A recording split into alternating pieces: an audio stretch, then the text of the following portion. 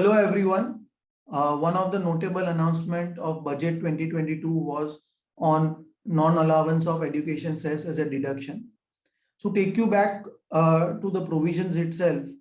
As per the provisions of section 48(2) of the Income Tax Act, any tax surcharge which is paid for computing business profit is not allowed as a deduction. And typically while computing your business profits or taxable profits, you would not claim deduction for any tax or surcharge which is paid by the company. However, recently many corporates have adopted a position that education cess is not a tax and hence it should be allowed as a deduction.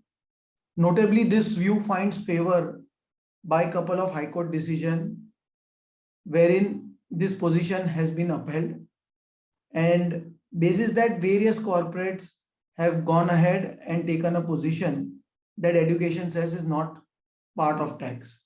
So if we go back to the 2004-05 budget, wherein this announcement was made of introduction of education cess, in that it was clearly laid out that this education cess is to facilitate and finance the education system in India, and hence where a distinction has been made that this is for a specific purpose and should not be considered as a tax.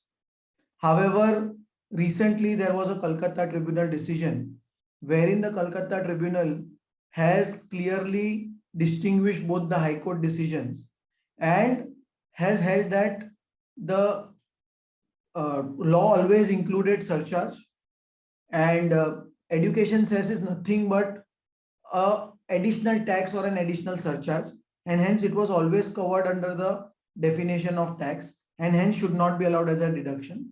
Also, the circular which was issued, which has been relied by high courts, it has held that was more from a state tax perspective and not from an income tax perspective, and hence that does not have any standing here, and hence education cess should not be allowed. Now budget 2022 has made a retrospective amendment from 4.5 stating that education cess was always covered under the definition of tax and hence it should not be allowed. So now it would be interesting to see what happens to the claims which are made by the corporates in past few years and whether they change the position, pay the tax, or they continue to litigate basis the retrospectivity of the amendment. Also, what happens to the penalty on the cases where already this has been claimed with the retrospective amendment. There, given that this position was taken based on various decisions, it should be a good case to argue that there should not be any penalty. But it would be interesting to see where this matter ends up because of the retrospective amendment. Obviously, going forward, no corporate is going to claim education cess as the law has been made clear from now. So that's my take on the education cess amendment in the budget. Thank you, everyone.